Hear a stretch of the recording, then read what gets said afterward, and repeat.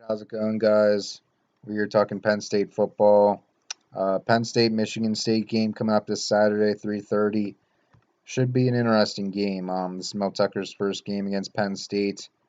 This game is always kind of a rivalry, probably an underrated rivalry in the country.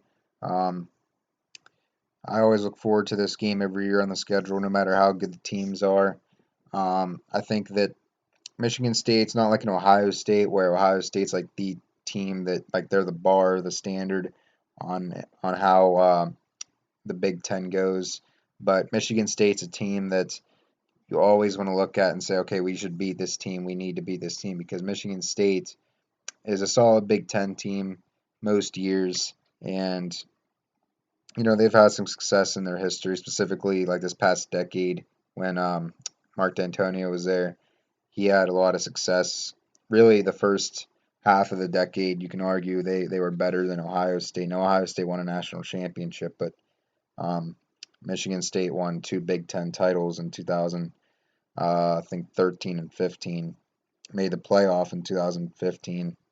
Penn State still hasn't made the playoff, so it's something that you look at and you gotta try and find ways on how to win this game. And it's just kind of like, I feel like it's just kind of a random game where it's hard to predict because I think both teams, based on what they've shown this season, haven't been very good, but they've also had, moments where they look solid, like Michigan State beating Northwestern, and then they beat Michigan. And, we beat Michigan and just dominated Rutgers last week. So, like, I feel like they're both good enough to give some good teams trouble, but they're both bad enough where they kind of screw themselves, or they're just like they have bad performances way too often. And I just feel like both teams are very similar this year in the sense that they're not very good, but they're good enough to give some teams trouble.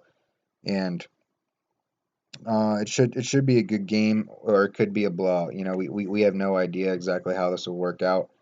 I think either team could blow either team out depending on how they show up and play that day.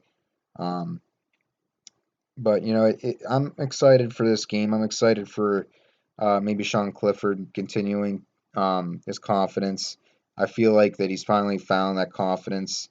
The first few games this season, I don't think he had that confidence. I think that he was a guy that um, I don't know if it was COVID or something, but he just didn't seem to be as with it as he was last year. I don't know what it was, but normally people don't take a step back after their first year as starter and into their second year, but he did. And now he's kind of back to what he was last year. He's, so a good, solid quarterback.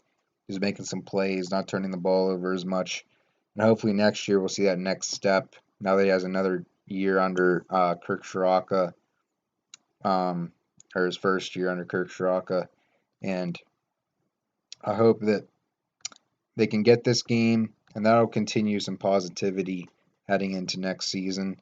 Um, if you lose, I think probably the bowl situation is all but over. If you win, then you can go 4-5 if you beat the crossover opponent, and then if you get to the bowl game, you can win that and go 5-5. So that'd be a pretty big deal, winning five in a row to end the year after losing five in a row to start the season. And that'd be a big momentum builder heading into next year. Even if we can't make a bowl game, winning four in a row would be a good momentum builder heading into next year. And when you look at the state of Michigan, beating Michigan and Michigan State in back-to-back years, um, in the same year would be a big deal because, like I said, like last year in 2019, we beat them both, and then if we beat them again this year, that'd be pretty special. Um, because I don't know when the last time we beat both of those opponents in back-to-back years. Um, I don't know when the last time that happened. And now that we're kind of building a pipeline and recruiting in the state of Michigan, that's very special if you can beat those teams, because then you can go into Michigan and see the top recruits that Michigan and Michigan State are interested in, and say, look, well, we've the last 2 years beaten both of these guys, and we can do it. We've proven we can do it. So if you want to be developed well and still win, don't stay home. Stay good at Pennsylvania. I'm just saying, like, it kind of gives them a good recruiting pitch. And yeah, I think this game should be a very interesting one. I think Penn State, if I had to pick, I think Penn State will win.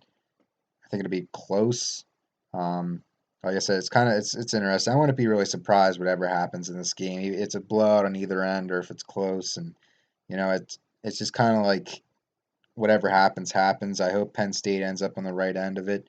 They should have the talent advantage, you would think, but sometimes that doesn't matter because I think we have the talent advantage against Maryland, at least in terms of recruiting rankings go, and we got dominated at home against them. So it's you never really know for sure.